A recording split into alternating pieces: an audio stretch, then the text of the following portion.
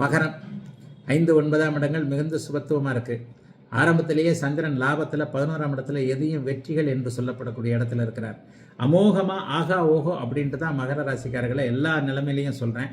ஆகவே மகரத்திற்கு சகலமும் சித்திக்கின்ற நல்ல வாரம் இந்த வாரம். 11, 1, 2 இந்த 3 இடங்களில் 11ஆம் இடத்துலையும் 2ஆம் இடத்துலையும் குருவின் பார்வையில் அவர் இருக்கிறாரு. ராசியை குரு பார்த்துக்கிட்டு இருக்கிறார். அதை விட வேற என்ன வேணும்? 9ஆம் இடத்துல சுக்கிரன் நீச்சமானாலும், சுக்கிரன் ராஜயோகாதிபதி நீச்சமானாலும் குருவின் பார்வையில் இருக்கிறார்.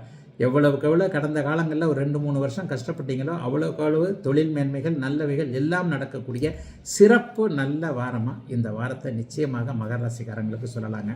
ஆணுக்கு பெண்ணையும் பெண்ணுக்கு ஆணையும் அறிமுகப்படுத்தக்கூடிய தன்மை, தொழிலில் வேலையில் வியாபாரத்தில் விவசாயத்தில் இது வரைக்கும் இருந்து வந்த சங்கடங்கள் தீரக்கூடிய அமைப்பு, இது வரைக்கும் என்னென்ன தொழில் பண்ணிக்கிட்டு இருக்கிறீங்களோ அந்த தொழில எல்லாம் படிப்படியாக முன்னேற்றம் வரும் என்கின்ற ஒரு நம்பிக்கைகள் வரக்கூடிய அமைப்பு கண்டிப்பாக இந்த வாரம் மகர ராசிக்காரர்களுக்கு வந்துடும். ஒரு நட்பு கிடைக்கும், ஒரு அறிமுகம் கிடைக்கும், ஒரு பணம் வரும்.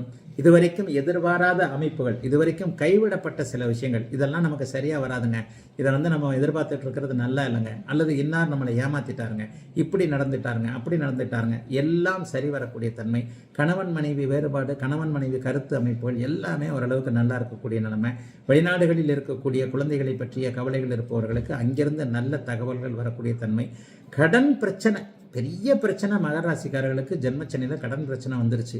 மாசமான வெட்டி செலவுகள், அந்த மாதிரியான வெட்டி செலவுகளை தவிர்க்கக்கூடிய தன்மைகளும் இப்போது கண்டிப்பாக மகர ராசிக்காரர்களுக்கு வந்துவிடும். எதையுமே ஓரளவுக்கு நிதானித்து பார்க்கக்கூடிய தன்மைகளும் இப்போது மகர ராசிக்காரர்களுக்கு உண்டு. மகர ராசிக்காரர்களுக்கு தங்க வாசல் திறந்து விடப்பட்டிருக்குன்னு சொல்லுவேன். சொர்க்க வாசல், வைகுண்ட ஏகாதசி அன்னைக்கு சொர்க்க வாசல் திறக்கிறாங்கன்னு சொல்கிறேன் இல்லையா, அது மாதிரி அதிர்ஷ்டத்தின் வாய்ப்புகளை, வாசல்களை, கதவுகளை இங்கே கிரகங்கள் இப்போது திறந்து விட்டு கொண்டிருக்கின்றன.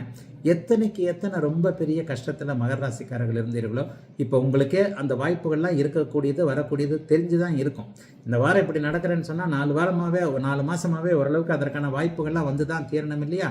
அதற்கான அமைப்புகளின்படி அப்படியே படிப்படியாக நல்லவைகள் நடந்து கொண்டிருக்கின்றன என்பதை மனமும் உணரக்கூடிய தன்மைகள் இப்போது மகர ராசிக்காரர்களுக்கு உண்டு. ஆகவே மகர ராசிக்காரர்களுக்கு அப்படி ஒன்றும் சோதனைகள் இல்லாமல் எல்லாம் நல்லபடியாக நடக்கக்கூடிய யோக வாரம் இந்த வாரம்.